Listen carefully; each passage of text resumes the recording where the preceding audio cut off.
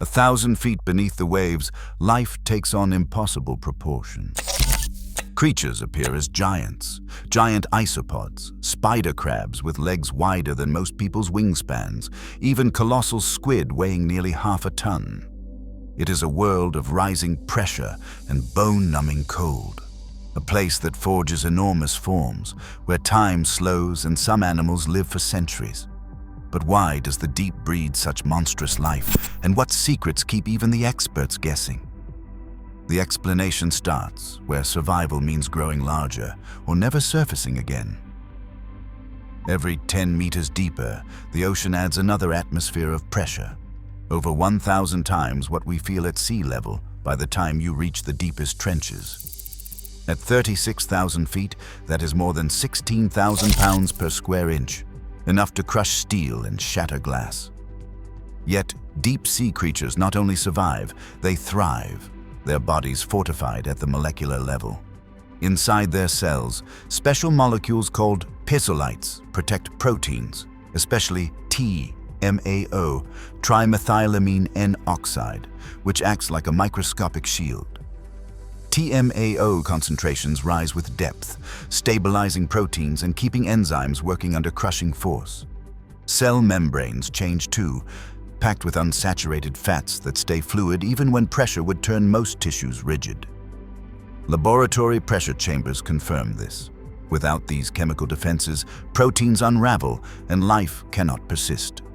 As Dr. Paul Yancey notes, pressure does not just squeeze, it rewires biology, molecule by molecule. Giant isopods roam the seafloor, armored and slow, stretching nearly 3 feet from antenna to tail. Their shallow water cousins barely reach 6 inches. Japanese spider crabs, with legs spanning up to 12 feet, patrol the depths off Honshu, each limb joint built to flex under crushing force. At hydrothermal vents, giant tube worms cluster in dense colonies, some taller than a person, thriving where pressure would destroy most life. Field teams from Woods Hole and NOAA have measured these giants in situ, confirming that their size is not an accident. Every cell is tuned for survival.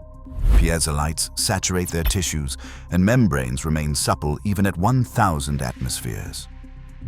Dr. Tammy Frank's previous dives documented how these adaptations play out in real time. In the deep, pressure is not just a barrier. It is the blueprint for bodies built on a grand scale.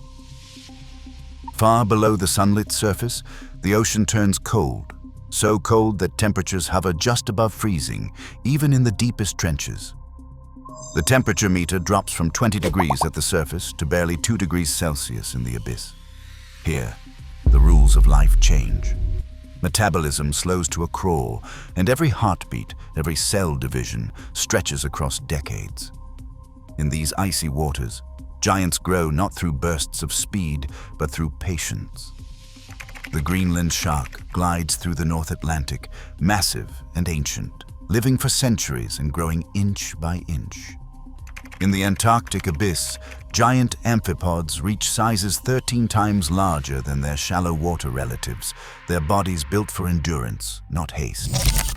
Dr. Edith Widder once described deep-sea life as a world where time itself seems to freeze, letting creatures accumulate mass and age with astonishing grace. Cold preserves, slows, and quietly magnifies, giving rise to the giants of the deep. Bergman's rule, first described in 1847, proposes that animals in colder environments tend to grow larger, an idea that still echoes through deep-sea research today. In the abyss, where temperatures barely rise above freezing, this scaling effect becomes dramatic. But size is not just about cold. Max Kleiber's metabolism law, with its 3/4 exponent, shows that larger bodies use energy more efficiently, a crucial advantage when food arrives in unpredictable pulses rather than daily meals. For deep-dwelling species like the blobfish, Dumbo octopus, gulper eel, and giant grenadier, every calorie counts. Slow metabolisms stretch lifespans, letting these creatures accumulate mass over decades.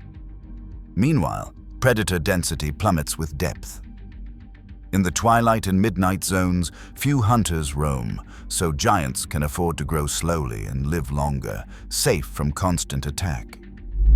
Animated banners flash across the evidence: temperature, metabolism, predation, all scoring points for why the deep breeds giants, even as scientists debate which rule matters most. Predators in the deep reach mythic proportions. The giant squid, Architeuthis dux, stretches over 40 feet. Its eyes alone are the size of dinner plates. Even larger, the colossal squid tips the scales at nearly 1,000 pounds, armed with swiveling hooks and a mantle thicker than a man, is tall. But the ocean's longest resident is not a single animal at all. In 2020, researchers filmed a siphonophore spanning more than 150 feet, a living ribbon made up of thousands of tiny zooids, each specialized for a different task. It is a colony, not a monster, and together they form the longest known creature on Earth. Sonar pings echo through the abyss, tracing these titans as they drift through the dark. Ocean X. Aleutian dives push into the black unknown, where every descent risked disaster. In 2014, the Nereus submersible imploded at nearly 10,000 meters. It was crushed by pressure no human body could survive. Triton submarines, engineered for the abyss, have brought explorers like Robert Ballard and Sylvia Earle face to face with giants.